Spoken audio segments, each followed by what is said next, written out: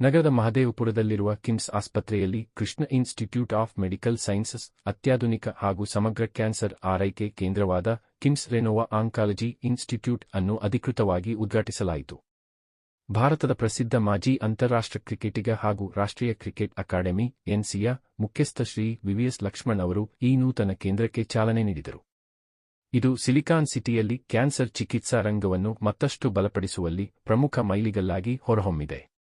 ಉದ್ಘಾಟನಾ ಸಮಾರಂಭದಲ್ಲಿ ಆರೋಗ್ಯ ರಂಗದ ಪ್ರಮುಖ ನಾಯಕರು, ಹೆಸರಾಂತ ಆಂಕಾಲಜಿ ತಜ್ಞರು, ಗಣ್ಯರು ಮತ್ತು ಕ್ಯಾನ್ಸರ್ನಿಂದ ಗುಣಮುಖರಾದ ರೋಗಿಗಳು ಭಾಗವಹಿಸಿದ್ದರು. ಸಮರೋಹಣ ಸಾರಥಿ ಮತ್ತು 134 ಉಚಿತ ಶಿಬಿರಗಳ ಘೋಷಣೆ.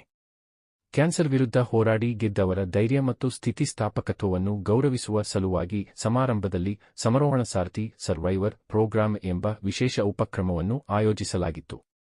ಈ ಚಿಕಿತ್ಸಾಲಯದ ಮೂಲಕ ಸಮಾಜದಲ್ಲಿ ಭರವಸೆ ಮೂಡಿಸಿದ ಕ್ಯಾನ್ಸರ್ ಯೋಧರನ್ನು ಇದೇ ವೇಳೆ ಸನ್ಮಾನಿಸಿ ಗೌರವಿಸಲಾಯಿತು.